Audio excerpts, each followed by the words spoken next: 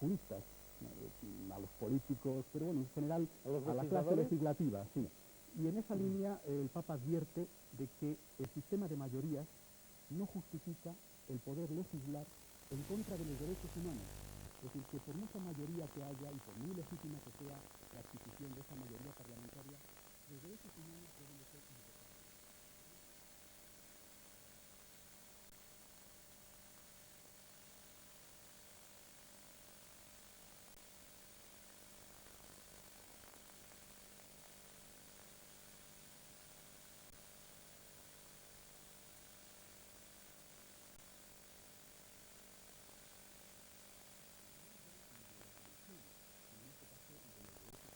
Es una cosa que convendría matizar de lo que has dicho al principio, Ángel, porque a mí me parece un absoluto que el Papa o que la Iglesia pretenda inmiscuirse en la capacidad de legislar de las sociedades civiles, toda la autonomía. Es decir, el Papa cuando habla en este segundo término, me da la impresión de que no habla.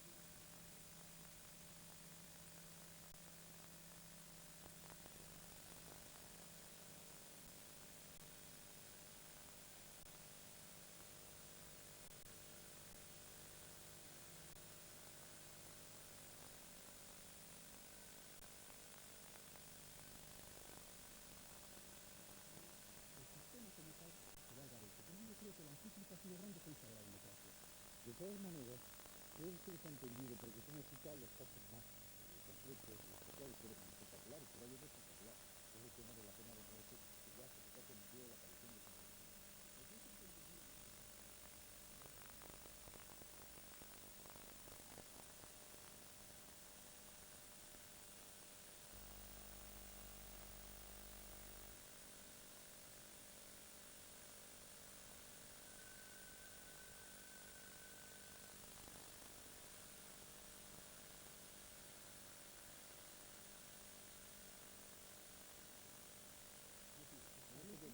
el tema de la pena de muerte. Establece, en primer lugar, que como positivo, y lo dice específicamente, que es positivo la corriente que hay en la sociedad y también dentro de la Iglesia en contra de la pena de muerte, la corriente abolicionista. Y dice que la situación legislativa en la mayoría de los estados es prácticamente.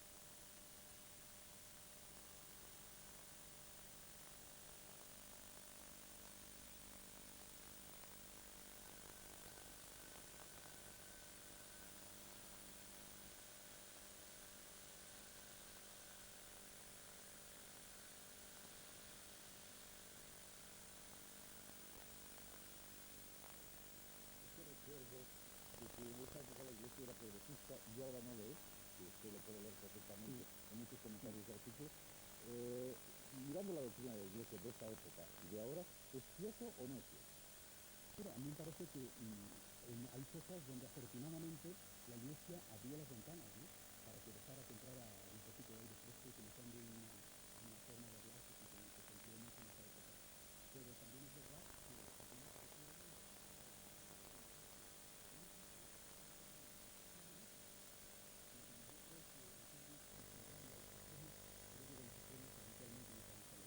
soy más partidario de aquello de Hegel, de tesis, antítesis y después los avances que son por la síntesis.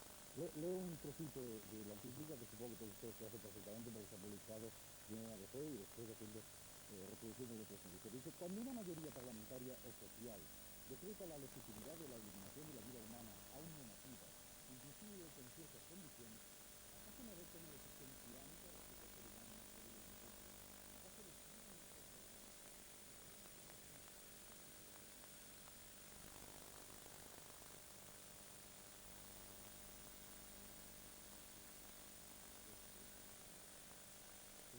el Estado democrático, cuando va contra los derechos humanos, podría ser un tirano, es decir, ese es el peligro, y por eso hace un favor a la democracia, porque está, mira, cuando tú vas al médico, te puedes fastidiar muchísimo que el médico te diga tienes el hígado hecho polvo porque bebes demasiado, el pulmón arruinado porque fumas demasiado, pero te está haciendo un favor ante ese fastidio, es decir, está intentando salvar tu salud.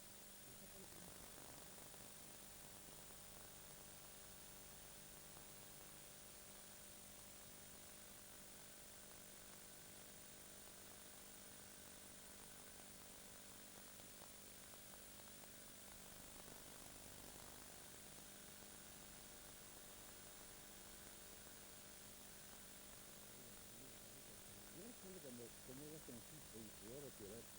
Y tenía un profesor de filosofía que era sacerdote y que me inculcó, eran colegianos, una idea que a mí me, pensando en esa época, claro, estamos hablando de principios de los 60, pero decía, la democracia es mala persona.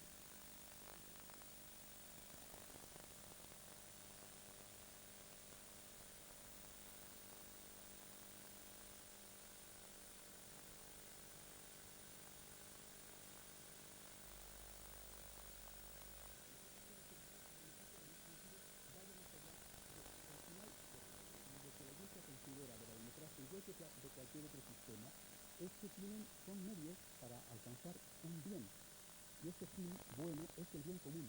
Es decir, que si la democracia no está al servicio del bien común, pues entonces la democracia está dañando a la gente y dañando a la gente a la cual en teoría debería de defender.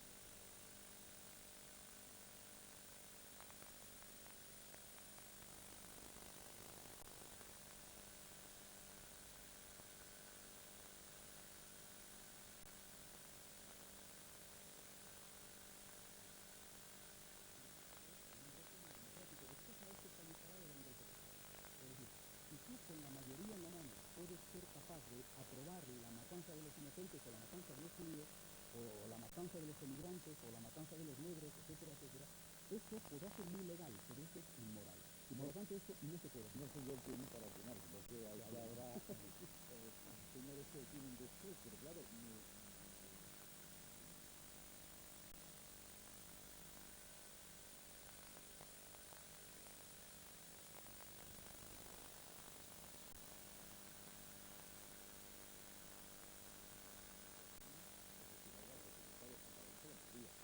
eso no tiene nada que ver, porque eso sería simplemente una forma que a lo mejor no hace falta eso porque tienes las mayorías suficientes. A lo mejor si yo hubiera tenido las mayorías suficientes, porque si yo con el apoyo de algunos otros partidos no hubiera necesitado dar el golpe de Estado. y todo eso tiene que ver con referéndum, digamos, un sistema. Si saliera que la mayoría quiere una legislación del tipo que queremos, que podemos llegar a ver.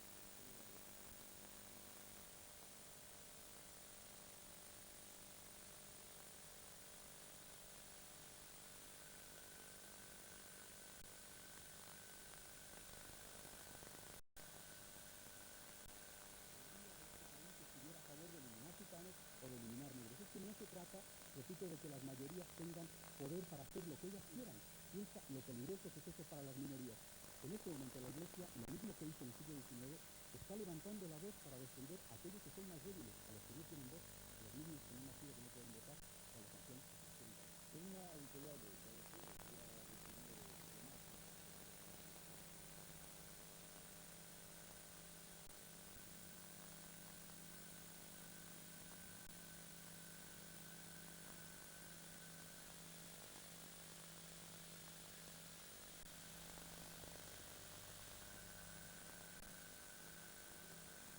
esta cuestión del mal menor, que resuelve eso sí un grave problema de conciencia a muchos votantes y parlamentarios católicos.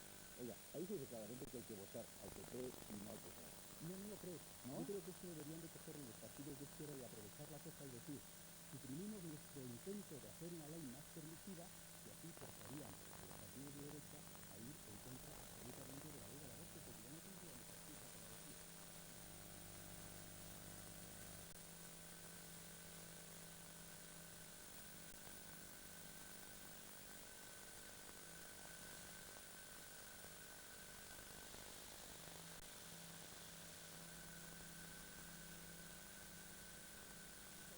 Donde los ciudadanos han votado en un sistema democrático, la Iglesia Católica o cualquier otra confesión religiosa tiene derecho a emitirse en la política y en la legislación, tienen ustedes la palabra, cuando ustedes quieran. Por favor, ha sido muchísimo más rápido, cuando usted quiera. Bueno, al hilo de lo que comentaba aquí el padre Diego, hay que hacer una emergencia, no solo del reino de este mundo, sino ni siquiera de la iglesia.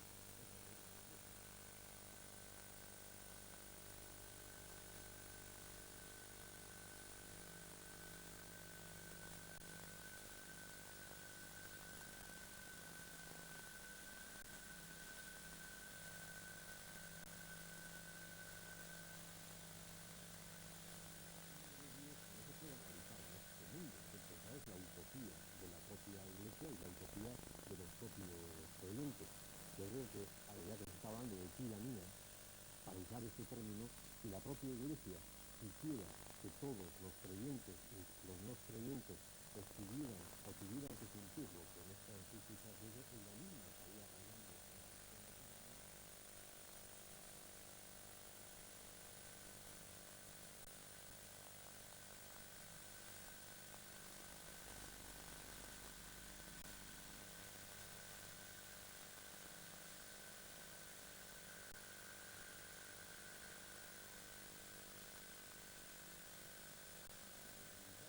personal de cada creyente, de cada ciudadano, que debe de aplicar sus propias funciones. Si esta distinción no se hace correctamente, la de la predicación y la de la aplicación práctica, nos encontramos en este tipo de sucesos que de alguna forma nos hacen no distinguir cuál es el nivel de verdad de cada una de las cosas. Yo creo que hay que afirmar.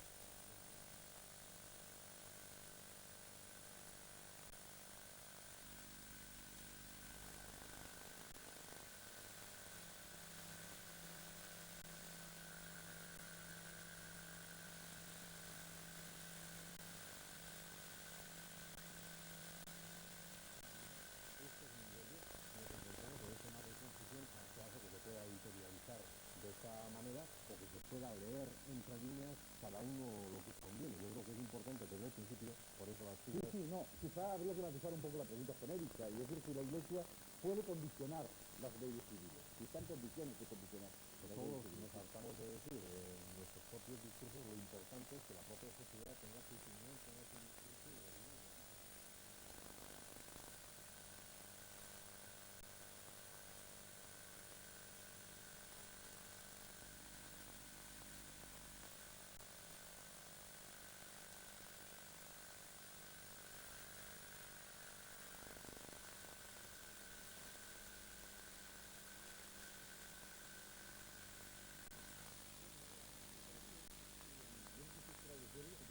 No, no porque el tradicional, Cooperación, pero cooperativa. no quiero decir, es que no pretende la Iglesia inmiscuirse en la legislación civil, aunque parezca lo contrario. Sino que parece lo contrario. Parece ¿verdad? bastante Sí, contrario. claro. Parece,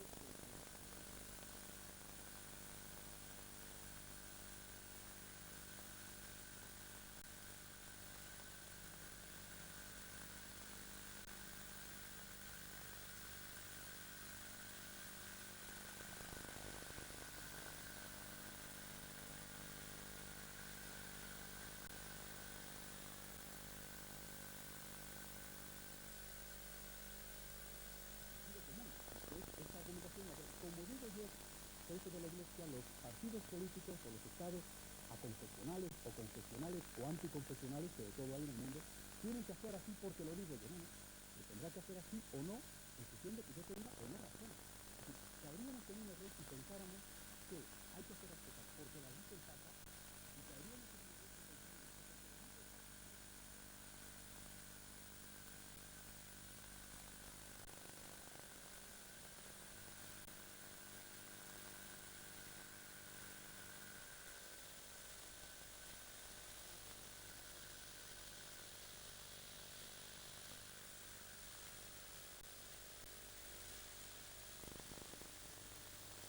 porque las dice el Papa. Cuando se le pregunta cuál es su papel en el terreno sociopolítico, y él deja bien claro que él no aspira al poder político, y que él no aspira a ser el rey de los judíos en el sentido que César o Herodes eran monarcas, sino que su papel es otro. Entonces, creo que esto es importante resaltarlo. Y por otra cuestión, aquí se juzga a veces con dos criterios de vida. Si todo tipo de asociaciones cívicas, grupos culturales, pueden darse diversas.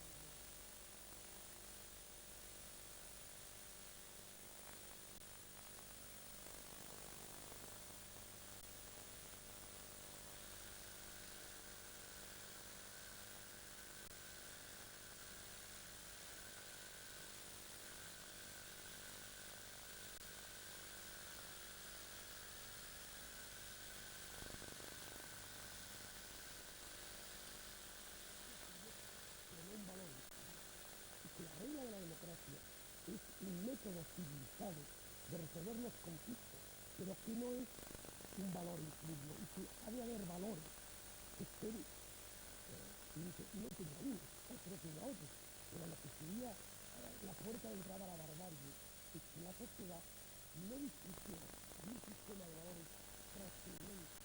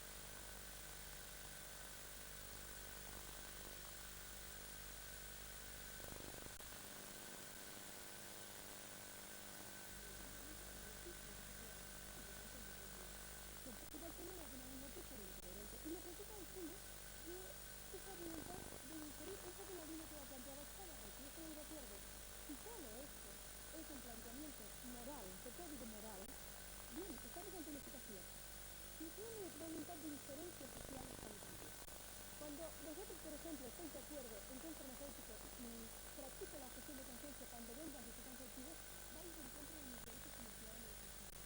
Y cuando estoy en contra de lo que la ley me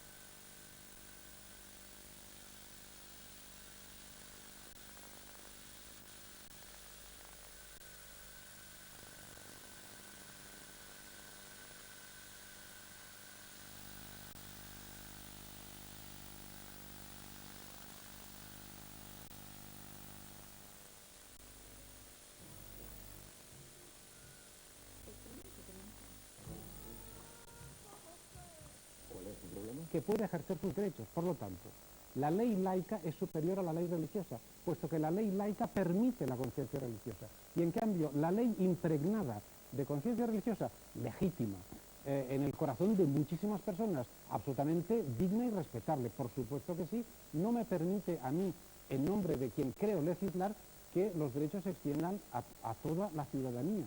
Y después ya será cada ciudadano y ciudadana, en función de sus creencias, quien decida si sigue o no el magisterio de la Iglesia. Por lo tanto, sí es de este mundo su reino, sí lo pretende la Iglesia, sí lo ha pretendido siempre, y tenemos ejemplos. Hasta hace muy poco, en el Código Penal Español, por ejemplo, influencia religiosa clarísima, los delitos contra la libertad de las personas, estoy hablando de la violación, se tildaban de delitos contra la honestidad. Ahora lo hemos puesto en su sitio desde el punto de vista laico. Son delitos contra la libertad de las personas. ¿Por qué estaban tipificados como delitos contra la honestidad? Por una impregnación religiosa secular. Por lo tanto, la Iglesia sí es de este mundo, sí ha influido mucho, y el Estado laico y la concepción laica de la democracia no va contra la religión. Simplemente la pone en su sitio, en el corazón de cada una de las personas que sean creyentes y que crean y quieran practicar su religión. Pero por favor, que no nos impongan los que creen a los que quizá no creen o en esta cuestión no lo tienen muy claro, el magisterio de la Iglesia.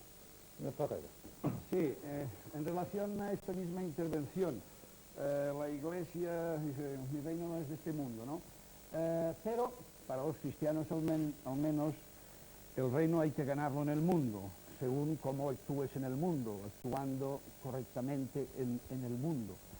Y yo creo además que la Iglesia tiene no solo el derecho, sino el deber de opinar sobre el mundo, lógicamente, porque si no llegaríamos a la imputación que se le había hecho en otros tiempos, se le podía haber hecho, decir, solamente habla del sexo de los ángeles, del misterio de la Santísima Trinidad.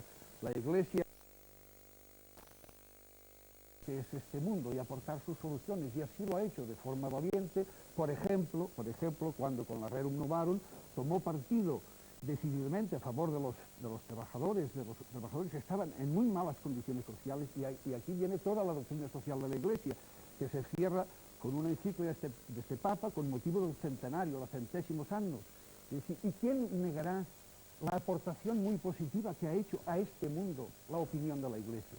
Luego está la autonomía de los ciudadanos, de los partidos políticos, digamos, de los políticos individualmente, para que ellos, en su recta conciencia, dentro de su autonomía, apliquen en este mundo aquello que crean mejor para este mundo. Por tanto, me parece un poco falaz esta descalificación que hace, si ustedes que me imponen, pues es que si no hablaríamos del sexo de los ángeles y a los ciudadanos, les hemos de aportar desde nuestra autonomía, digamos, desde nuestra autonomía, lo mejor que creamos para este mundo. Luego me parece otro tema que quería decirles, en cuanto al tema que ha salido de la democracia y tal, quede muy claro que la democracia es el mejor de los sistemas políticos, o al menos descubre otro mejor. Pero tampoco tendríamos que ir a la magnificación de que la definición lo hace todo bien, porque puede tomar decisiones equivocadas. Antes se dijo la de Hitler, cercana. La democracia pues toma sus decisiones lógicamente por mayoría. Yo prefiero que tomen la decisión las mayorías que no la tomen las minorías o una sola persona en el mundo, digamos. pero puede tomar decisiones erróneas. Por ejemplo, hace no muchos años, un tema que fue muy injusto, que era la LOAPA, le tomaron por decisión mayoritaria la UCD y el PSOE, y luego el mismo Tribunal Constitucional les dijo, bueno, esto no está correcto, y esto avasallaba los derechos, digamos, de unas minorías, que en este caso eran prácticamente todas las autonomías. Por lo tanto, yo creo que sería un error magnificar que por hecho de que se tome una decisión mayoritaria, esto será legal, pero muchas veces no será legítimo. La legitimidad viene en tanto en cuanto, y es legítima la democracia, en todo caso, que hay aquí, solamente aquí, como ha dicho el padre, se defiende la democracia, en todo caso, las desviaciones o los errores que puede cometer la democracia, que ha de respetar necesariamente los derechos de las minorías, los derechos de los ciudadanos, los derechos fundamentales de los ciudadanos, en todo caso, y ha de respetar a la oposición. O sea, el hecho de decir, la mayoría toma esta decisión y esto, digamos, es Biblia, pues no es Biblia, puede ser erróneo. Sencillamente me parece que este aviso a lo que podría suceder si se toman decisiones contra los derechos fundamentales, yo creo que es muy positivo. Finalmente, señor Palacios, no me contesten por alusiones al tema de la APA, porque nos vamos por otro camino. Es un ejemplo. Ustedes están especialmente sensibilizados en este tema. Yo estoy en este lado, Por favor. Muchas gracias. Bien, yo no creo que tenga nadie que alarmarse ni crear ningún problema especial porque la Iglesia evacúe un criterio o muchos criterios de temas determinados. Está en su derecho de hacerlo, como aquí se ha dicho. El problema está que quien opina también puede ser opinado. Y nosotros estamos en el mismo derecho de opinar sobre lo que la Iglesia diga o sobre lo que diga quienes quiera hacer. Bien, entonces al opinar sobre esto nosotros estamos opinando sobre un documento que no es el documento de la Iglesia, es decir, aquí no estamos hablando de los fieles, ni de la religión siquiera, por la cual sentimos el máximo respeto. La religión católica creo que en este momento anda por el 31% de la población mundial, todos los católicos juntos, el 17% los musulmanes, etcétera, todo eso. Es decir, hay una serie de planteamientos religiosos que hay que respetar porque pertenecen a la escala de los valores íntimos de cada uno. Pero aquí estamos ante un documento y entonces el moderador nos preguntaba si el reino era de este mundo. Yo digo que este documento es de este mundo y con un sentido muy práctico. Y yo creo que hasta va dirigido a grupos determinados de pensamiento civil y político. Es decir, planteamientos como el de la tolerancia en determinados casos de la pena de muerte o el de la defensa a ultranza de la castidad u otros planteamientos que están en esta encíclica son absolutamente coincidentes con los planteamientos de países punteros en el mundo y de grupos políticos determinados. Y esto también hemos de decirlo. Es decir, lo que no puede hacerse es, venga usted a que la Iglesia dé su criterio y dé usted el suyo de forma mojigata, ya sabe, conviene. No, hablemos todos con franqueza y con madurez. Yo quisiera empezar, señor moderador, empezar a terminar, porque no quiero monopolizar el tiempo, con una frase que además me parece muy importante en la encíclica. Se dice en la encíclica, creo que algo así se dice, que la verdad ha producido muchos daños a la humanidad. Es cierto, dice la encíclica, hay que reconocer que a veces la verdad ha dado mucho daño a la humanidad. Puedo revisarla y saber en qué parágrafo está. Esto lo dice el profesor, el premio Nobel Jacob también, que dice, con el nombre de la verdad, es decir, con la convicción propia llevada a términos extremos, se ha hecho muchísimo daño. Y yo creo sinceramente que lo que le falta a esta encíclica es un poco de humildad, le falta un poco de autocrítica. Dicho de otra forma, no tiene apenas autocrítica. No basta con utilizar 2 renglones para decir que la verdad ha hecho mucho daño en la historia, sin que la Iglesia asuma su cuota parte, que la tiene. La Iglesia tiene luces, pero también tiene sombras. Y sería bueno que la encíclica partiera del principio básico en el que fundamenta la verdad de cada uno, el autorrecriminarse aquellos fallos que haya podido tener. Esta es una cuestión que a mí me parece que era fundamental en esta encíclica y que no está. Por lo tanto, yo creo, y termino definitivamente, señor moderador, yo creo que realmente hay un contenido que, si no raya por contra de lo que la encíclica dice que hay en la humanidad, que es un relativismo ético en este momento, yo creo que raya con el absolutismo ético. Es decir, la verdad no puede ser la verdad solamente de esta encíclica. La verdad es la verdad al servicio de todos. Yo creo realmente que estos defectos tiene que ponderarlos muy bien quien ha contribuido a escribir esta encíclica, porque evidentemente haría muy bien a la Iglesia y haría muy bien también a la sociedad. Luego podremos entrar en muchas cosas, porque verdaderamente se vierten palabras verdaderamente duras, verdaderamente agresivas. No se trata de decir yo aconsejo, porque en el parágrafo 110 se dice con claridad que esta encíclica va dirigida a todo el mundo, a todos, sin excepción, y todos somos nosotros los que serenamente estamos aquí debatiendo esta cuestión. Cuando entremos luego en el apartado, me parece que es el 20, donde se hace una referencia expresa a la responsabilidad de los parlamentarios elegidos legítimamente, al valor de la democracia, etcétera, etcétera, podremos poner aquí en el debate en cuestión algunas de las cosas que se dicen que me parece sinceramente que pueden tener un cierto carácter provocador. Si quiere usted poner, yo creo que el debate deberíamos centrarlo en este tema, Por ejemplo, cuando se dice, lo voy a decir, cuando se dice, se habla en principio, claro, es el valor de la palabra cambia, tiñe, embadurna, hace parecer antónimo lo que es, no lo es. Así es la cuestión. La palabra no lo soluciona todo, pero las palabras quedan ahí. Por ejemplo, se dice que hay que defender la autonomía individual, pero que esta, cuando es muy fuerte, cuando es casi absoluta, puede producir un deterioro social absoluto. Todo se pacta y todo se negocia.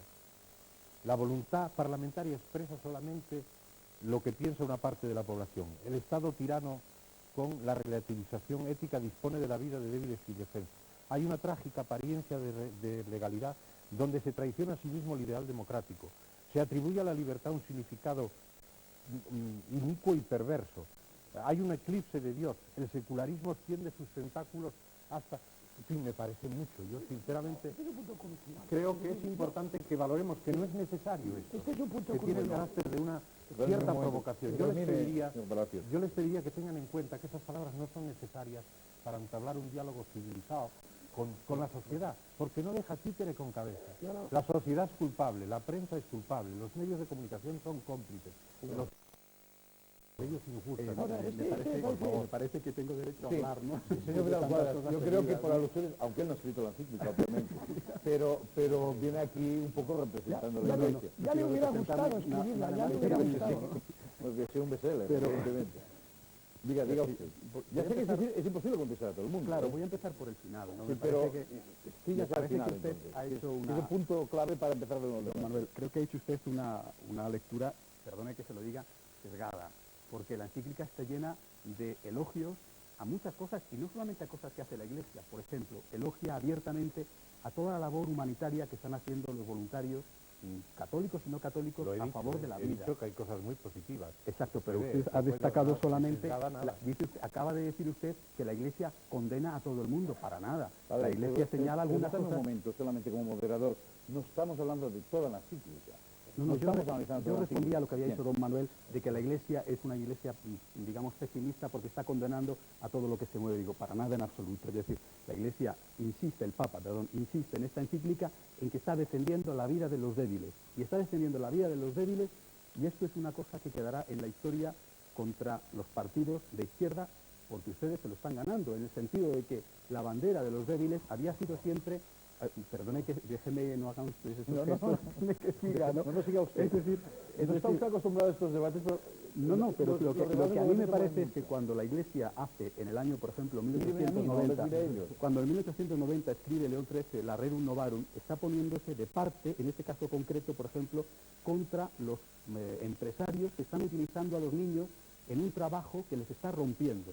Entonces la Iglesia se pone en un sector, en un momento concreto, y dice en la encíclica, ahora estamos poniéndonos de parte de aquellos que son los más débiles. Creo que se puede cometer un error y que a lo mejor dentro de 50 años tendrán que arrepentirse por haber dejado que esta bandera de los débiles esté solamente capitaneada por otros partidos. Y por eso creo que, repito, ustedes, me parece a mí, que están cometiendo una equivocación, porque la Iglesia no está defendiendo un partido político, está defendiendo un derecho. Luego, pero no he hecho más que empezar. Es decir, han hablado los tres, ¿no? Pues vamos pasando la palabra, si no... Decía que había un punto crucial al final, y es que él se ha referido a esa decidida intención de la encíclica de afirmar la necesidad de un sistema de valores que sirva de referencia. Un periodista y comentarista muy inteligente, español contemporáneo, recientemente ha ironizado diciendo que el sistema ético que rige en la Europa occidental hoy se puede resumir de la siguiente forma. La Tierra se divide en 3 zonas, del círculo polar ártico para arriba, del Antártico para abajo y entre los 2 círculos. Y el sistema ético europeo occidental contemporáneo consiste en lo siguiente. Del círculo polar ártico para arriba salvemos a las focas, del círculo polar antártico para abajo salvemos a los pingüinos y entre los 2 círculos prohibido fumar. Y a partir de ahí todo lo demás es la regla de la mayoría y el relativismo más banal y del hedonismo más trivial. Y esto creo que la encíclica lo señala muy bien y alerta sobre eso. Es decir, si vivimos en un mundo donde nuestro horizonte ético es salvar a las focas, a los pingüinos y no molestar con el humo al vecino, y todo lo demás, la vida humana, la eutanasia, la interrupción del embarazo, los derechos de las minorías, las cosas, la dignidad humana, todo eso queda al albur de la mayoría parlamentaria, estamos abriendo la puerta a la barbarie. Por eso digo que la encíclica señala uno de los puntos centrales del debate moral contemporáneo, que es que vivimos una cierta ética del posdeber, o sea, una ética de la pérdida de referentes, de difuminación de la frontera entre el bien y el mal. Y lo que la encíclica señala, y eso va más allá de los católicos, ese sí que es un mensaje universal, es decir, alerta que ese camino lleva a la desvertebración social, lleva al egoísmo más degradante, lleva a la paralización del progreso y dice que exista un sistema de valores trascendente, el que sea, y que diversos sistemas de valores trascendentes compitan entre sí, pero que no caigamos en el relativismo ese tan egoísta y tan trivial que nos puede conducir al fracaso colectivo. A propósito de don Ramón, dijo antes una cosa pero sobre el tema del le relativismo. servirá oírme de nuevo porque voy a ser más preciso en lo que nos pide el moderador, ir al núcleo de la cuestión. Por Y favor, yo se lo pido porque si no... el núcleo de la cuestión está en la encíclica y debería estar aquí, y lo dice el Papa clarísimamente, y quiero anunciar que no estoy de acuerdo, desde una perspectiva laica, respetando por supuesto la creencia religiosa del Papa y de todos sus feligreses.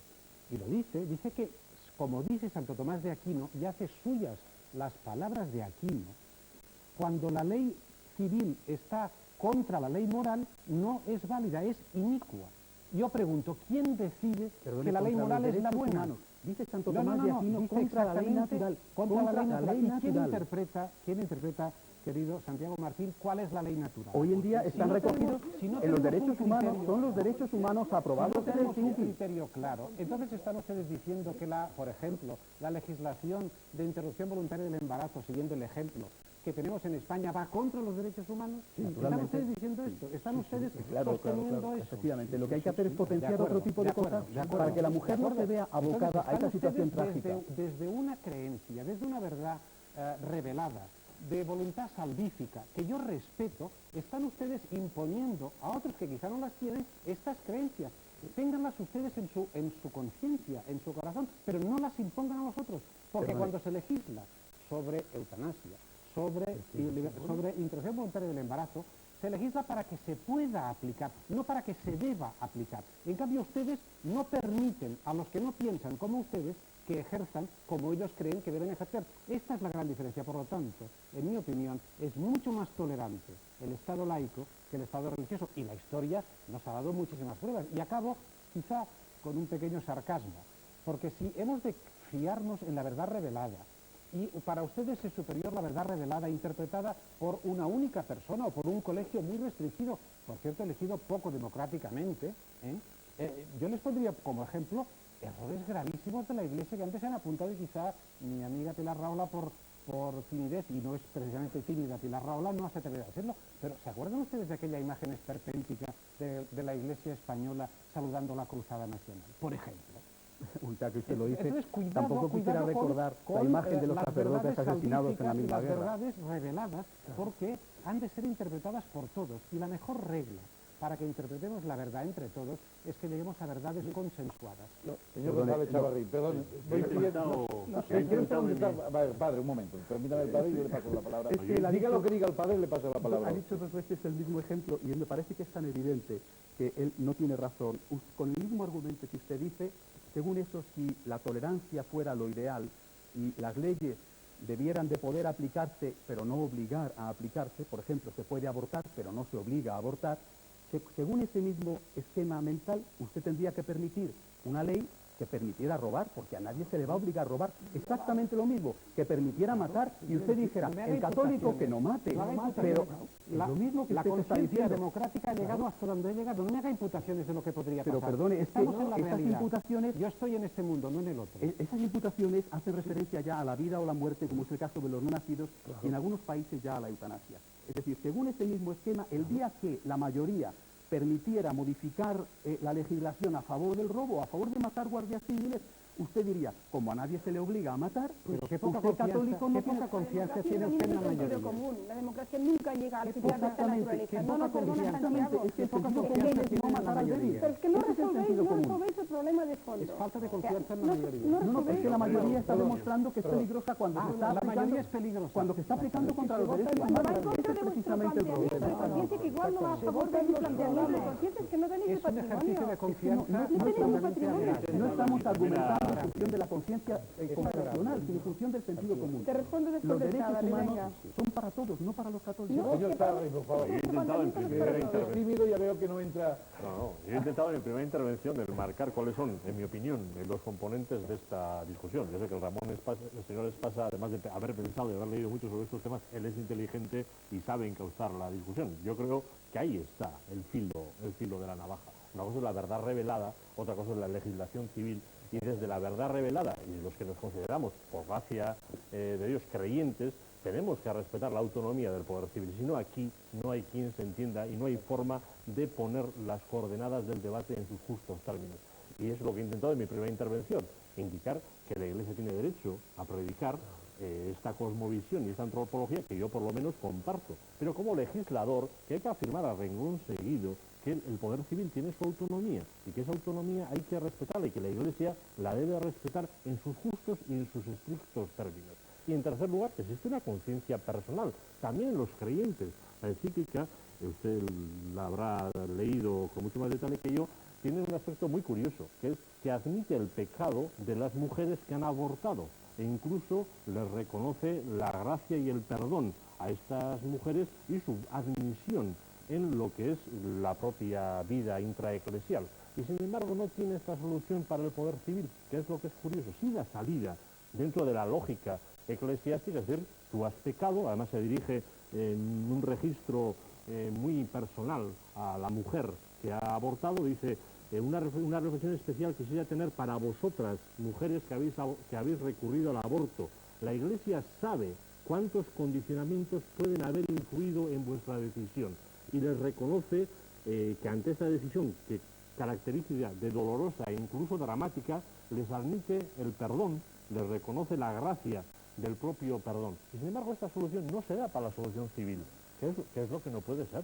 La Iglesia puede predicar su lógica, puede predicar este canto de valores. Yo creo que la encíclica en su conjunto lo que es un canto de valor a la vida. Hoy ha habido un asesinato en San Sebastián, hoy mismo, este mediodía. Vivimos en la cultura de la muerte y ante esa cultura de la muerte hay que reaccionar. Hay que decir que ya está bien, que ya está bien, hay que reaccionar. Vivimos en una cultura muy hedonista, donde prima el tener sobre el ser, donde priman una serie de valores que a uno por lo menos, no ya como creyente, sino como militante de una causa que entiende justa, le llama la atención en una sociedad. Yo como lector de esta encíclica, la conclusión genérica que saco es que esto es un canto a la vida. Y yo entiendo que hay que participar del canto en su conjunto. Evidentemente, la postura del señor Espasa nos lleva a fundamentalismos. Aquí cuando se habla de fundamentalismos tenemos el riesgo de identificarlo con el fundamentalismo musulmán o islámico, ¿no? También existen fundamentalistas dentro de la Iglesia Católica. Y fuera. Y en cada partido político. Yo creo que lo que hay que es situar los ejes de discusión en lo que es verdad revelada, lo que es autonomía del poder civil, lo que es conciencia personal y después condenar taxativamente en todos los casos, también para la Iglesia, también para los partidos políticos, las posturas que son fundamentalistas, que no aceptan la visión de los demás, que no aceptan los matices, que no aceptan la complejidad de toda esta temática. Les pido un poco de concisión. No, es que el planteamiento de Chávarri yo creo que lo participamos todos, me parece. Pero a ver, más allá de, por favor, un pequeño canto a favor de las focas y los pingüinos, porque claro, tomarse a broma la biodiversidad y los problemas que comporta y el peligro precisamente en el que está la biodiversidad no me parece muy serio, pero en todo caso, más allá de este punto, a ver, yo creo que Santiago el problema fundamental es que nos resuelvas lo que planteaba Ramón. Es, la ley laica permite que todos nos sentamos cómodos. O sea, todos participamos, estamos todos. Los que tenéis este planteamiento de conciencia y los que tienen otro planteamiento de conciencia, porque también quiero dejar dicho una cosa aquí, la ética, la moral, la conciencia no es patrimonio de la Iglesia ni de los creyentes. Ni de los creyentes. Nadie lo dice. Evidentemente, yo, desde una posición progresista, me muevo por conceptos de ética y de moral. Y mi preocupación es ética y es moral. Lo que ocurre es igual no coincide con la tuya. Entonces, a mí lo que me preocuparía es un sistema político en el cual yo y mi conciencia y mi ética y mi moral no tuvieran cabida en solución política. Y me preocupa porque creo que tu planteamiento o el planteamiento de la encíclica es más restrictivo que el planteamiento laico. Entonces ahí está la contradicción. ¿Cómo hacemos unas reglas de juego democráticas en las cuales nos sintamos cómodos todos? Los que tenemos la defensa de la cultura de la vida, como lo planteáis vosotros, y los que defendemos la cultura de la vida desde otros planteamientos. Porque evidentemente en la cultura de la vida yo creo que participamos todos los demócratas. Y toda la gente de derechas o de izquierdas es igual, que tenemos una especial sensibilidad en este tema que es fundamental. Por Yo tanto, creo que esa es la clave, efectivamente. esta es la clave. Entonces, vamos a ver, la democracia se equivoca, evidentemente. La inmensa suerte de la democracia es que es perfectible, pero se equivoca mucho más y es interlocutor de la revelación y del dogma. No, eso sí que no, perdona, perdona, porque cuando es uno que- es interlocutor de la revelación, ahí habla para aquellos que son Bien, creyentes. entonces yo como mínimo en democracia me puedo defender, pero con la revelación no me puedo defender. Alguna vez se ha planteado, fíjate que las dictaduras son siempre terribles. Cuando se hacen en nombre de Dios son más terribles, porque ya no tienes defensa posible, si es en nombre de Dios ya, fíjate por ejemplo el integrismo islámico, ¿no? Es mucho más terrible porque entonces ya, si la dictadura es de tipo humano, es durísima. Cuando está Dios por medio es Pero infinitamente Pilar, más si no dura, estamos ¿no? hablando de eso, estamos No. diciendo que tiene que haber unos límites en los cuales la democracia se mueva y la tolerancia se mueva y el relativismo se mueva. Esos límites son los derechos humanos, Acabo- nada más, no la moral católica, Acabo- sino los no, derechos Santiago, humanos. acabo- Cuando se pasan esos derechos acabo humanos, aquí en entonces esta estamos doble perdidos pregunta. todos, no solo los católicos. Oye, acabo de esta doble pregunta y por tanto Sí. en fin, Acabe, por favor, porque además habían pedido esta aprobación doble carreras pregunta que a y... mí es la que me preocupa. ¿Cómo resolvéis el hecho de que el manto laico es más amplio que el manto religioso? Que esto es fundamental. O sea, la ley laica nos incluye a todos, la ley religiosa no. A mí me excluye. Y excluye a una cantidad, me excluye en los planteamientos que hace aquí la encíclica. Por lo tanto, este punto es fundamental, resuélvenlo. Y el segundo, la contradicción desde el integrismo en la defensa de la vida, que me parece coherente con vuestros planteamientos, en el tema de la pena de muerte, que no me lo ha resuelto. Es que me han dejado. Pilar. Bueno, el manto laico es más amplio que el religioso en algunas cosas. En este caso creo yo que el manto religioso es más amplio que el laico. Por ejemplo, estamos en común en que, repito, en los derechos humanos, la encíclica no está pidiendo más que se respeten los derechos humanos de los débiles. Y me parece terrible, como he dicho antes, que no se den cuenta algunos partidos de que esto históricamente se les va a pasar La una factura. anticoncepción queda fuera del manto religioso. Pero no estamos hablando de la anticoncepción en esta ¿Cómo me puedes encíclica decir que es más porque amplio? perdona, es que esta encíclica, te repito, no es sobre la anticoncepción, aunque lo toque de pasada. Lo toca. Pero de pasada. Y dice el Papa que son problemas distintos y que él va específicamente contra el aborto y la eutanasia. Es decir, lo que estamos pidiendo no es que se legisle en función de nuestra conciencia. Por ejemplo, yo no estoy pidiendo que el Estado sancione al señor que no vaya a misa. Ese es un pecado religioso. faltaría. Por eso te estoy diciendo, ni siquiera que sancione con no sé qué tipo de ley al señor que mienta o al señor que se masturbe. Estamos diciendo que en temas tan serios como son el derecho a la vida, que es el primero de los derechos fundamentales, se abarque la protección para todos. Es decir, también el Estado laico asuma eso y que eso no lo viole. Y el tema de la pena de muerte, Pilar, me produce sonrojo que me digas eso, porque es que hay tanta gente que estos días me lo ha dicho que me encuentro verdaderamente aterrado de ver cómo se emplea el tema de la pena de muerte como argumento en contra de una encíclica que defiende la vida. Es decir, a ti te podría parecer... Bueno, perfecto, a ti te podría parecer que la encíclica debería de ir más allá. Hombre, A mí me personalmente... parece Claro, a mí también me lo parece, pero por lo menos acepta esto. Pero por lo menos acepta esto, es decir, aprovechando que estamos todos en contra de la pena de muerte, no voy a ponerme en contra de la vida. ¿Cómo podéis Si me permite, justificarlo? quería decirle, y luego se los Carreras. quería decirle modestamente al Espero padre, cambiar un poco la pelota de un lado quería a otro, recordarle porque si no- modestamente al padre que en Europa puesto que hace referencia a los partidos de izquierda en relación con el aborto, que en Europa hay muchos países de, digamos, hegemonía conservadora que tienen, en Europa y en otros lugares del mundo, que tienen leyes de aborto muchísimo antes que nosotros. Por lo tanto, en este sentido yo le rogaría que jugara con el equilibrio de las imputaciones. Bueno, en este caso concreto, hacía referencia de las particularmente a imputaciones, España. cuando menos. Es que dice que los partidos de izquierda tienen un lastre que tal. Por otra parte, a mí me parece, francamente, y por eso les decía que había de hacerse un poco de autocrítica en determinadas valoraciones, y lo decía en términos constructivos, porque no voy a caer en el maniqueísmo de pensar que algo que se hace es intrínsecamente malo, como no caigo, por supuesto, en la fácil alabanza del propagandismo de considerarlo absolutamente bueno.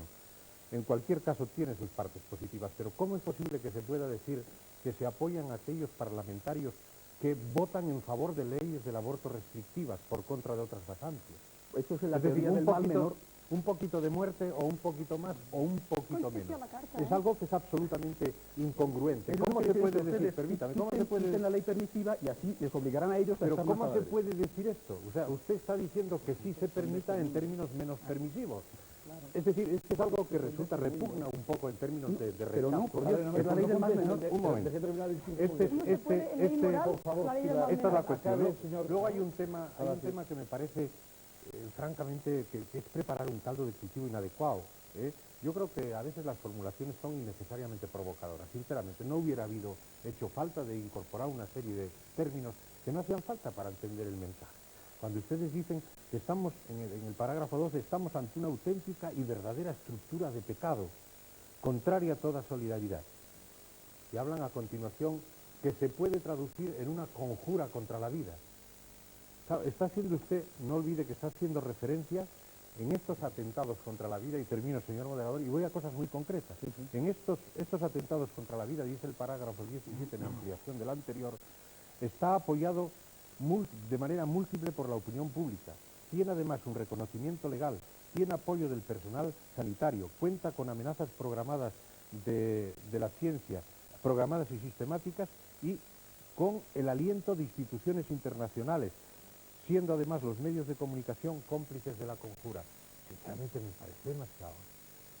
Lo digo con toda tranquilidad y con toda... Me parece mucho, podría haberse evitado, es decir, es que no dejan títeres sin cabeza, ¿no? O con cabeza, vamos.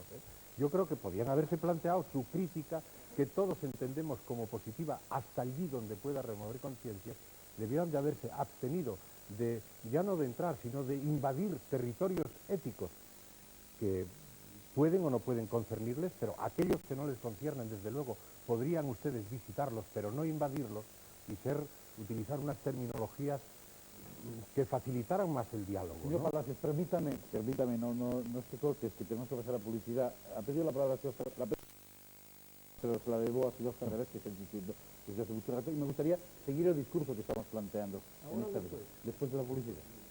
Me sabe mal decir eso después de la publicidad, pero es que es así, después de la publicidad.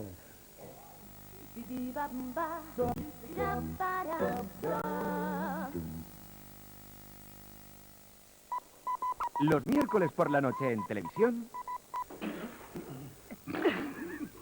hay una sana rivalidad por divertir a la audiencia. Chorizos Flores. Este chorizo va a misa. Los de Villarriba se han preparado a conciencia.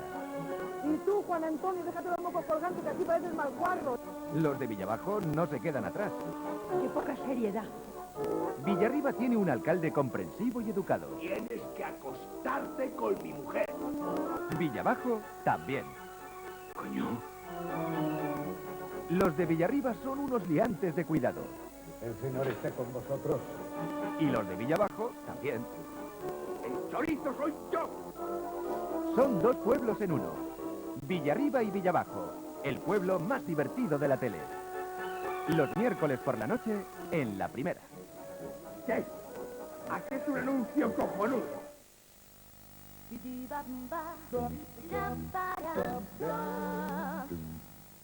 Seguimos debatiendo entre los unos y los otros sobre el peso en esta sociedad política de las palabras de la encíclica. Y hasta ahora hemos estado debatiendo lo que los políticos piensan de la encíclica. Yo, si me permite, padre, me gustaría que los políticos debatieran sobre lo que hay que hacer con esta encíclica. Lo digo para que usted no intervenga tanto, porque Perfectamente, evidentemente así descanso. ha capitalizado todo el debate, lógicamente por la parte que le toca, con perdón. Consejero Ferreras, por favor. Bueno, yo quisiera decir que soy decididamente partidario de la vida y de la cultura de la vida y por tanto contrario a la cultura de la muerte, que yo creo que cada vez se está extendiendo más. Y esto no lo digo desde la fe, porque yo soy un creyente, digamos, poco practicante, sino desde la conciencia humana. Y esto quede claro, porque hay una identificación que la defensa de la vida es de los católicos. Hay mucha gente no católica que cree profundamente en la defensa de la vida, como al revés.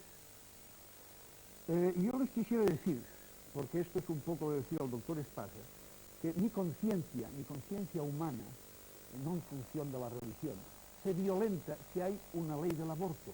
Otra cosa es que la acate, porque como demócrata tengo que acatarla, pero se violenta. Y se violenta sencillamente porque yo no voy contra el padre o la madre que no quieren ese hijo, por las circunstancias, etcétera y tal, sino porque mi opción, en función de mi conciencia humana, va por el más débil, por el más inocente. Este es el más inocente de todos. Si alguien es inocente, es el nasciturus. Y por tanto, quiero decir, esto violenta. O sea, ustedes aplican un mecanismo, es decir, yo pongo la ley del aborto y usted si no quiere aplicarlo, no lo aplique. Es que yo me siento violentado de que el derecho de este inocente, el derecho a la vida, se sienta vulnerado. Déjenme decir, porque con la misma, digamos, lógica que acabo de decir esto, soy también radicalmente contrario a la pena de muerte. Y entonces, según esto, les podría decir, yo también quiero opinar sobre la pena de muerte, para que no la haya. Aunque ustedes me dijeran, pero si usted no la quiere aplicar en su ámbito, no lo aplique. No, es que yo defiendo que no se debe aplicar la pena de muerte. Por tanto, es una dicotomía falaz esa que usted aplica, en el sentido de decir, ustedes me obligan a mí, y yo no le obligo a ustedes. Sí, señor, cuando usted preconiza una ley que vulnera los derechos de unos inocentes o de un humano mayor, digamos, sea la pena de muerte, que también creo que a pesar de todo no tiene que existir, en ese caso, digamos, estamos en todo caso en paridad de condiciones. Y es más, yo creo que estoy en posesión de lo mejor, en mi óptica, lógicamente, porque defiendo al más inocente. Y esto, la verdad es que a mí me preocupa que ciertas causas de defensa de los débiles ustedes se las dejen escapar. Este argumento salió aquí, yo no lo tenía, de cierto modo, absoluto preparado, pero me preocupa, digamos, que vayan de la defensa de un liberalismo hedonista, por decirlo así, y ese es su progresismo. Yo creo que esto no es progresismo, sencillamente.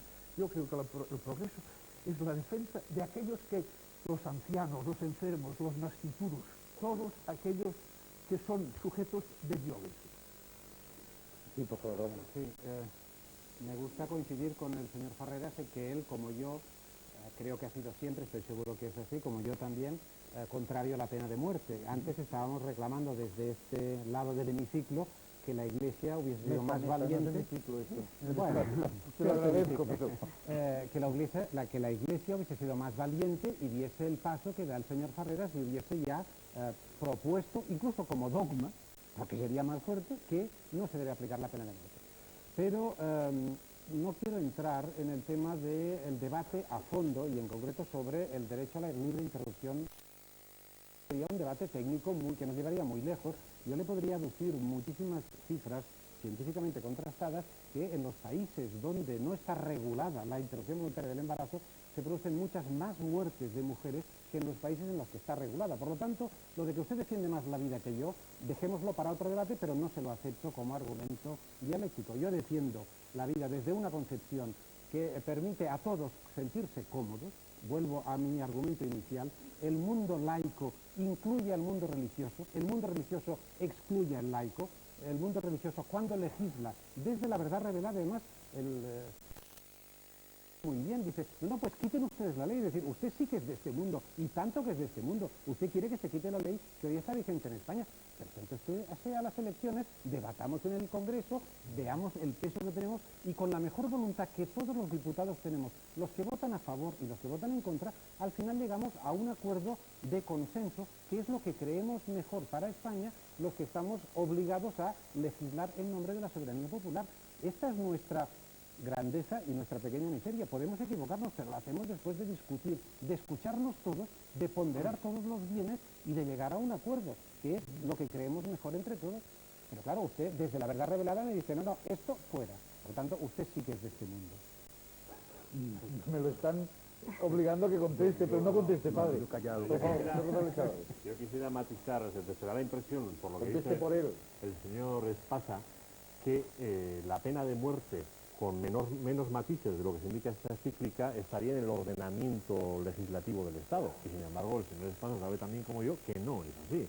La pena de muerte en este Estado todavía tiene una serie de resquicios abiertos que si estuviésemos si entrásemos en sus propios matices, quizá en el propio ordenamiento legislativo español son más amplios que los de la propia encíclica. Entonces tampoco nos vamos a... ha sido el primero que se ha opuesto a estos resquicios, lo sabe usted perfectamente. El único y el primero que se opuso a la ley, a la pena de muerte. El único sabe usted que no le va a acordar todas las intervenciones del Grupo Nacionalista Vasco, tanto en el Congreso como en el Senado, donde compartimos posturas con Izquierda Unida.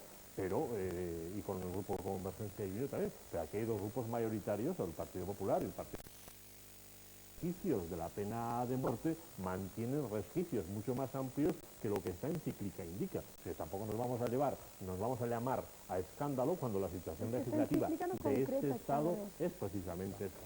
Una vez realizado ese matiz, yo creo que sí se da una contradicción paradójica desde la perspectiva de los derechos humanos es decir, que precisamente esos derechos humanos son proclamados y a la vez son negados al intentar que sea un derecho.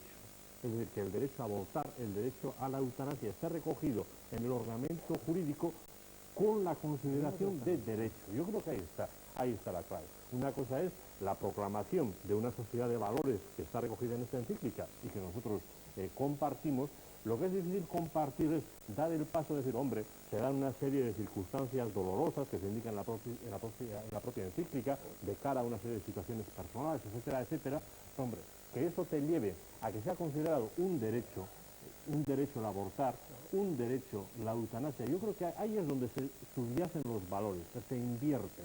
Yo creo que ese es el punto clave donde a su propio umbral, es decir, donde la cultura de la vida y de la muerte la ves desde una perspectiva o desde la perspectiva distinta. Yo creo que esa es la diferencia entre estas dos mesas.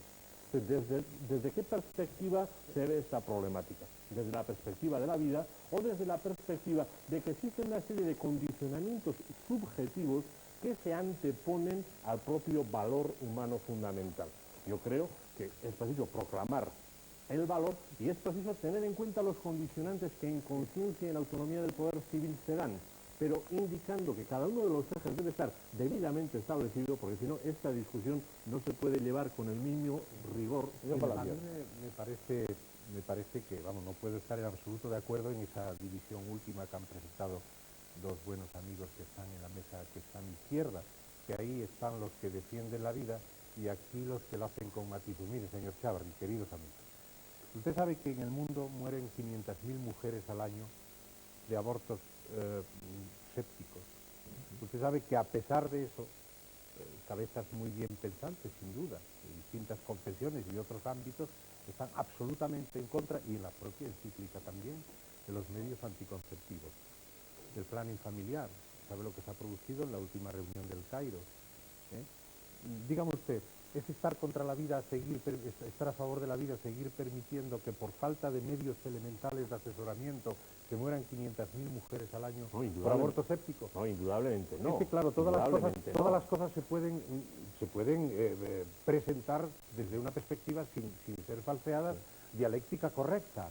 Es decir, y los niños que nacen de esas gestaciones con todo tipo de enfermedades raras o muertes, incluso la mayoría, dejar que esto suceda, permanecer absolutamente indiferente a este hecho que podría cubrirse con una cantidad menor en esos países, solamente con dedicaciones expresas a sanidad elemental, a planificación familiar elemental o la cesión de métodos que no sean el puro establecido aquí del oginonaus o de las formas naturales de evitar la procreación. Estoy completamente de acuerdo. Porque claro, evidentemente puede estarse en contra de una vida concreta, pero es que en este caso estamos dejando de lado la muerte anual de 500.000 mujeres. Pues yo no los dejaba.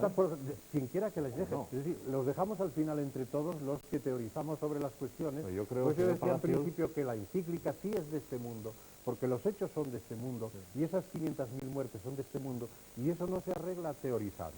Y evidentemente puede que en la democracia, que no es un sistema perfecto, desde luego, es el mejor que tenemos hasta ahora, así se ha dicho y así parece ser, y así defendimos muchos que continúe siendo, pues evidentemente puede haber imperfecciones e incorrecciones, pero se arreglan sentándonos a dialogar de forma madura, a establecer pros y contras y a ver que nuestras contradicciones pueden encontrar una solución factible sin necesidad de tirar las campanas al vuelo o hacer apología de los males de otros. La encíclica hace una cosa que me parece que no ha sido suficientemente resaltada, y hay que decirlo. La encíclica pone de manera explícita un peso moral distinto en las prácticas de contracepción y del aborto. Y en eso la encíclica pone gran énfasis. Y creo que tiene muchísimo interés este planteamiento del Papa. Pero combate ambos cuadros. Pero hace una distinción muy clara. Es decir, habla de pesos morales distintos y la encíclica evidentemente nos recuerda que el mal tiene grado. Entonces, la contradicción en este contexto es un mal de menor intensidad que la interrupción traumática de una vida humana incipiente. Eso lo deja clarísimo la encíclica. Un político democristiano ya retirado, un hombre sin duda eminente, que era Francesco Cossiga, solía decir que se votan los programas, no los valores. Entonces, la encíclica da ese mensaje. Hay determinados valores que no pueden ser objeto de banalización a través de la regla de la mayoría, sino que tienen que ser objeto de un gran debate público, como el que estamos haciendo aquí ahora. Y creo que una de las cosas más positivas que ha tenido esta encíclica, que es un documento valiente y nítido, y por supuesto no se le puede reprochar a la encíclica que a veces utilice un lenguaje muy contundente, porque cuando el Papa defiende algo tan fundamental para la dignidad y para la misma definición del ser humano, como es su vida, no puede ser suave o más o menos poner velos o disimulos, sino que utiliza un lenguaje muy enérgico. Y eso creo que es muy positivo. Es decir, el gran debate que ha abierto la Evangelium Vitae, es decir, el gran debate que ha abierto esta encíclica, creo que es la mejor aportación que la Iglesia podía hacer a la democracia y a la concienciación colectiva sobre estas cuestiones. A ver, si me permite un momento, nos quedan muy pocos minutos de debate. A mí me gustaría plantear una pregunta común, que es un poco el meollo de la cuestión que esta noche hemos intentado debatir entre los unos y los otros, y es el Estado laico, ¿hasta dónde ha de tener en cuenta la voz de la Iglesia? Entonces me gustaría pasarle a ustedes esta pregunta y por deferencia, porque usted ha empezado, le dejaré que cierre. Perfectamente. Me permiten ustedes que cierre él, que es el que ha sido protagonista, contándonos la encíclica. Como están ustedes puestos de esta manera, si me permiten, derecha, izquierda, vamos pasando la... Señor Ferreras, por favor, ¿me puede usted contestar a esa pregunta? Si Bueno, sí, improvisando, el Estado laico, yo creo que el Estado laico ha de gobernar como todos los Estados para el bien de los ciudadanos, y entonces de la posición de la Iglesia ha de respetar todo aquello que considere positivo. Esto es una generalidad. Yo creo que es positivo, totalmente positivo, todo aquello que defienda derechos fundamentales, derechos esenciales, la dignidad de la persona, digamos, la solidaridad. Por tanto, el derecho a la vida es el primero de los derechos. En este aspecto creo que ha de escucharlo, y en cambio no de escucharlo en lo que sean, evidentemente, mandatos internos. Por ejemplo, pues esto, el cumplimiento dominical, que es un negocio... pero de esta encíclica. No, hablemos de esta encíclica. Yo globalmente le hago una valoración muy positiva por su decidida posición a favor de la vida. Yo no quisiera hacer una imprecación en el sentido, pues sí, defensores de la vida y defensores un poco menos, es decir, con matices. Pues quizás sí, usted lo ha dicho. Yo creo que es una gran aportación porque nos lleva a la reflexión a todos, nos llevará, supongo, a la reflexión y a toda la sociedad sobre un proceso que está en marcha, porque las constituciones en general están en marcha bastante en un mundo al menos desarrollado, de decir, sí, las constituciones todas dicen prácticamente defensores de la vida, pero luego ya empiezan a introducir matices. Pero luego, pues, eutanasia, o sea, sí, pero menos a la salida, menos cuando uno está enfermo, menos uno cuando nace. Claro, van recortando el derecho a la vida, o la derecho a la vidita. Señor Ferreras, me permite un momento. Señor, me permite una pregunta para usted. Después de esa encíclica, ¿usted cree que en España se va a ampliar la ley del aborto? Pues yo no soy ningún futurólogo. Es decir, yo lo lamentaría, lamentaría porque creo que es un camino, en principio, no deseable, porque ya digo, no se trata de impedir sino de defender a aquellos que son los más inocentes. Gracias, señor Fagras. Brevemente, por favor, señor Espasa, a la pregunta que le he hecho, ¿el Estado laico hasta dónde ha de tener en cuenta la voz de la Iglesia es antigüedad? Yo creo que el Estado laico debe respetarla, por supuesto, incluso me atrevería a decir difundirla, puesto en España un Estado de mayoría tradicional católica no se puede estar ajeno a este magisterio, pero después debe ponderar lo dicho y en función de la moral y de la ética consensual y convivencial que representa la ética civil democrática, llegar a acuerdos de legislación que pueden ser una ley de interrupción voluntaria del embarazo o pueden ser legalizar, como están legalizados, y no dar marcha atrás, los anticonceptivos. El señor Vidal-Quadras decía muy bien que la encíclica separa entre anticoncepción e interrupción voluntaria del embarazo. Yo iré más allá. Anticoncepción, dice, es mala porque va contra la perfección del acto sexual, que es la procreación. Y en cambio la otra va contra una vida humana. Entonces, yo no le pregunto al moderador, y hago un poco de gallego, y perdón por los gallegos, yo no sé si estaría usted de acuerdo que ahora el Congreso de los Diputados prohibiese la contracepción, puesto que contraviene la perfección del acto sexual humano. Me parece que nuestros electores, como se dice vulgarmente, nos correrían a gorrazos. Por favor, señor Espasa. Mire, ¿qué es dicho el señor Espasa? Yo creo que el poder civil debe de leer, al igual que cualquier ciudadano, con mucho respeto y con mucha autonomía la propia encíclica. Yo creo que es un canto a la vida, como he indicado anteriormente, con dos consideraciones que para mí son importantes. Por una parte, la tradición en la que está inserta la propia encíclica, que es el último grano de un conjunto de documentos que en una línea determinada defienden la vida.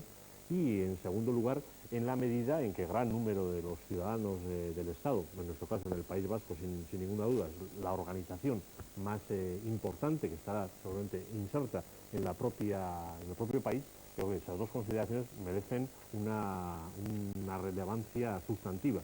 Y en segundo lugar, yo creo que este tipo de encíclicas están realizadas desde un factor que no ha salido hoy, que es el ejercicio profético que tiene la propia Iglesia, de saber levantar su voz en un momento determinado, aunque salten heridas a un lado o a otro, ¿no? Aunque suspicacias, planteamientos, la Iglesia es capaz de realizar su propio discurso con un valor profético. Yo creo que le debe dar también la consideración de ese valor profético. Yo comparto lo que decía el señor Palacios en su intervención anterior, en lo que discrepo es en las conclusiones, desde la perspectiva de que a mí, desde esas conclusiones, lo que me gustaría es que la Iglesia fuese más profética y que el gobierno del Estado estuviese más comprometido con esas actuaciones.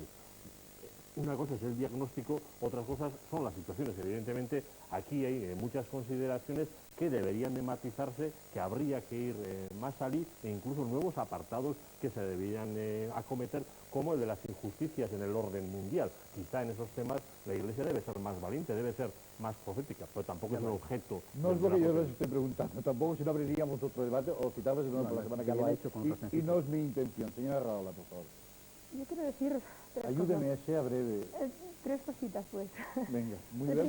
primero, el derecho a la vida nos preocupa a todos, de todas las sensibilidades, derecha, izquierda, y la prueba es que han legislado sobre el aborto y sobre la eutanasia gobiernos de derecha, y también han legislado gobiernos de izquierda.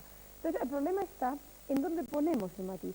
Por ejemplo, a nosotros nos preocupa profundamente el drama de las mujeres que mueren fruto de los abortos que existen y que si no están legislados, existen igualmente, existen en mayor número, pero además no están controlados. Nos preocupa la cultura del dolor. Yo creo que una defensa radical de la vida también pasa porque en una situación extrema de dolor una persona puede decidir también por su propia muerte. Quizá se puede ver desde otro punto de vista, pero yo reclamo mi derecho a que desde la cultura de la vida quiera precisamente legislar el derecho a la eutanasia. Segundo punto, el derecho a disentir desde la propia moral cristiana de esta encíclica. Quiero recordar que estamos hablando de la encíclica que se ha hecho desde la jerarquía. Y entonces entiendo que precisamente la propia pluralidad de la Iglesia permite que se pueda disentir desde la propia moral cristiana. Y lo quería apuntar como último punto. Y el tercero, la ley laica es una conquista de la humanidad, es una conquista de la modernidad. Nos ha costado mucho sudor. Yo entiendo que la pregunta concreta, ¿qué hay que hacer con esta encíclica? Respetarla, debatirla, puesto que tiene voluntad política, tiene voluntad también de ley social. pero en todo caso mantener la primacía de la ley laica por encima de las leyes religiosas, porque si no, vamos a las tiranías religiosas, que son muchísimo más peligrosas. Señor Vidal Cuadras, por favor.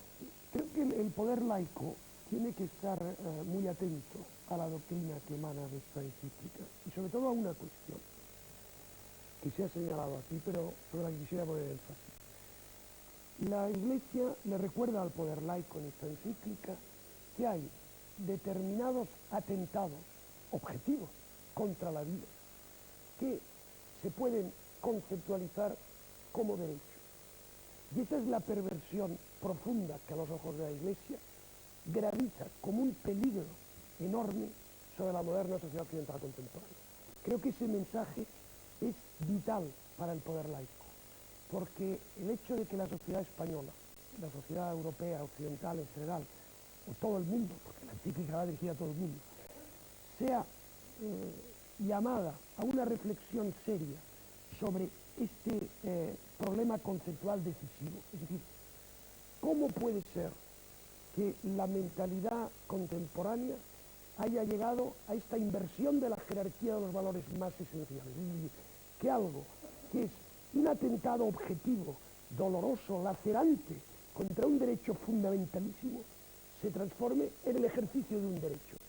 Yo creo que esa llamada a la conciencia social ha de ser recogida desde el más absoluto respeto a la respectiva esfera de poderes por el poder laico. Señor Palacios, por favor. Bien, yo puedo responder a su pregunta manifestándome como empecé mi intervención aquí. La Iglesia es una parte de la sociedad. No debiéramos hablar de la Iglesia, de las iglesias en nuestro país, en nuestra nación, como si fueran algo ajeno a la sociedad. Son parte de la sociedad. Por lo tanto, evidentemente, tiene que ser escuchada en aquellas opiniones que emita. Insisto, debe establecerse una reciprocidad en la exposición de criterios y en la crítica que se reciba. Por lo tanto, en este sentido, reciprocidad, sacar los valores que sean positivos en cualquier planteamiento que pueda hacerlo y ponerlo al servicio de los ciudadanos. Yo le diría simplemente que lo que debe de sacarse en conclusión de todo ello, puesto que la Iglesia ahora se dedica o incide con énfasis en la defensa de la vida, confiar en el hombre, confiar en la democracia, confiar en las normas de convivencia que se dé el ser humano, no hacerlo desde decantamientos determinados, sino poniéndolo al servicio con un lenguaje fácil, sin crear tensiones dialécticas innecesarias. Y además, y termino, señor moderador, diciendo que no son realmente solamente los parlamentarios los que representan la legitimidad de los ciudadanos. Hay unas instancias superiores, nuestro Tribunal Constitucional y el Tribunal Europeo de Derechos Humanos, que regula y ya se ha manifestado sobre qué cuestiones de los derechos naturales son objeto de un respeto determinado y cuáles otros no, y en el tema de aborto, pues ya se ha manifestado también en este sentido. Por lo tanto, hay siempre un elemento supervisor, que la democracia será superior para que los derechos humanos no sean dañados hasta el punto de que el daño sea real. Padre Santiago Martín, ya sé que ha estado usted muy callado toda esta última parte del debate. Le cedo la palabra, sea breve, por favor, porque hay una espada de Damocles. Yo también, como ha dicho antes don Manuel, digo lo que dije al principio. No creo que haya que escuchar al Papa porque hable el Papa, sino si el Papa tiene o no razón. Este es el planteamiento. O sea, no pretende la Iglesia decir volvamos a una situación medieval, que lo que el Papa diga tenga que ser acatado por las leyes de los estados, para nada. Es decir, si el Papa habla para los católicos, que escuchen los católicos, pero si el Papa habla con argumentos, que no se deje de escuchar al Papa por el hecho de ser el Papa quien lo dice, y que se escuchen a los argumentos. No pretendemos entrometernos en la legislación civil. Pretendemos decir, se están vulnerando derechos fundamentales. Encontremos soluciones a los problemas reales. Este problema concreto de las mujeres que mueren al abortar es un problema terrible. Encontremos soluciones, pero que las soluciones no vengan por el camino de la muerte. Es decir, que nunca se mate al inocente para solucionar otra cosa. Es decir, que la solución jamás será la de la cultura de la muerte, será la de la generosidad, la de la solidaridad, la de tener imaginación para ofrecer alternativas para que los abortos no se produzcan. Eso es lo que el Papa dice y creo que en eso tiene razón. La doctrina de la Iglesia de condicionar las leyes civiles, preguntábamos al principio de este debate, ¿su reino es de este mundo? Creo que les hemos ofrecido suficientes elementos de juicio para que ustedes opinen y saquen su propia conclusión. La próxima semana les esperamos en una nueva edición de Los Unos y los Otros. Gracias y buenas noches.